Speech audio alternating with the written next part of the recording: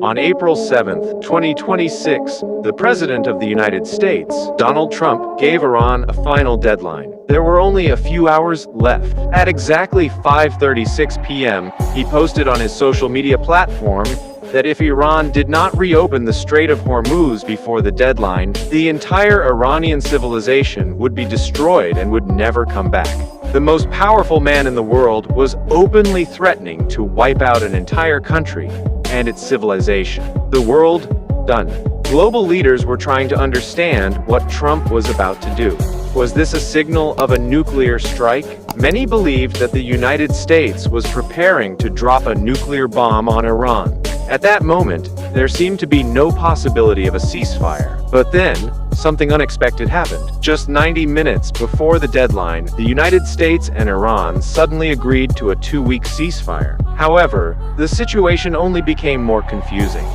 On April 17th, Iran announced that the Strait of Hormuz was open for commercial vessels. Oil markets immediately and prices dropped. But the very next day, Iran reversed its decision and declared the strait closed again. Reports even suggested that cargo ships passing through were fired upon. So what exactly is going on in this war? Since the conflict began on February 28th, more than 50 days of fighting have resulted in over 4,000 deaths, more than 2,000 in Iran, over 2,100 in Lebanon, along with Israeli and American soldiers. These may sound like numbers, but behind every number is a destroyed family, a lost home, a broken future. One of the most dangerous moments came when US and Israeli forces targeted Iran's nuclear facilities. The Bushehr nuclear plant, Iran's only active nuclear plant, became a major concern. Several bombs were dropped around it.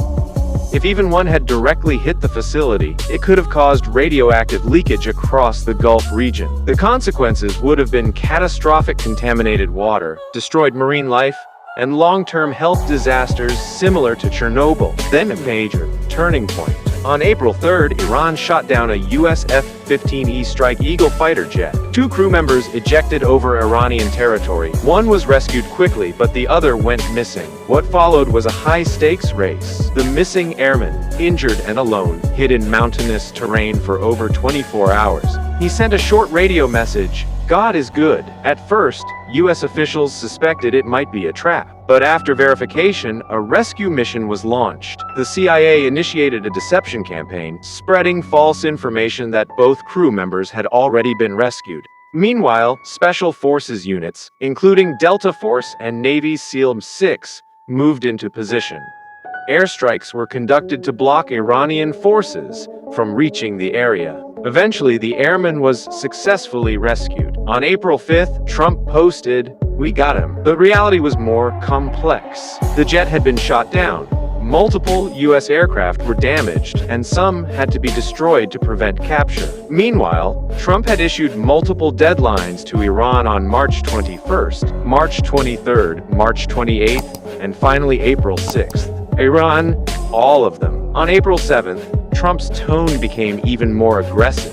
He warned that Iran's power plants and infrastructure would be destroyed. In another post, he said, "Today a whole civilization will end." He even referred to Iranians as animals, a statement that sparked global outrage. Human rights organizations raised serious concerns, warning that such language could be interpreted as a threat of genocide. International leaders also reminded that targeting civilian infrastructure is a violation of international law.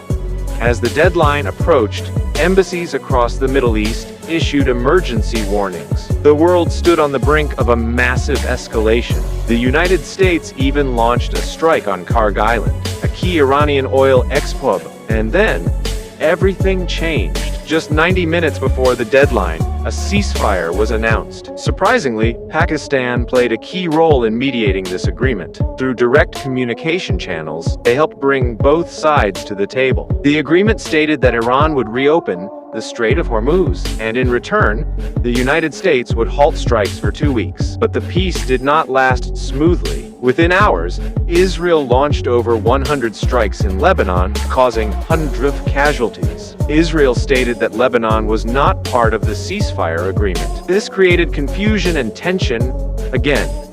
Peace talks between the United States and Iran later took place in Islamabad, lasting over 20 hours. Iran proposed a 10-point plan, including lifting sanctions and recognizing its nuclear rights. However, no final agreement was reached. The United States demanded a 20-year halt to Iran's nuclear activities, while Iran was only willing to agree to 5 years. Following the failed talks, the U.S. announced a naval blockade of Iranian ports, escalating the situation further. At the same time, tensions in the Strait of Hormuz continued to impact global trade and oil supply. Now, as of April 22nd, the ceasefire period is coming to an end. The big remains. Will a new be reached, or will the war escalate even further? And even if the United States and Iran reach a deal, will Israel accept it? The world is rapidly. One day, there is the threat of war. The next day, a ceasefire. And then again, rising tensions. In such a fast-changing world, staying informed is no longer optional, it is essential.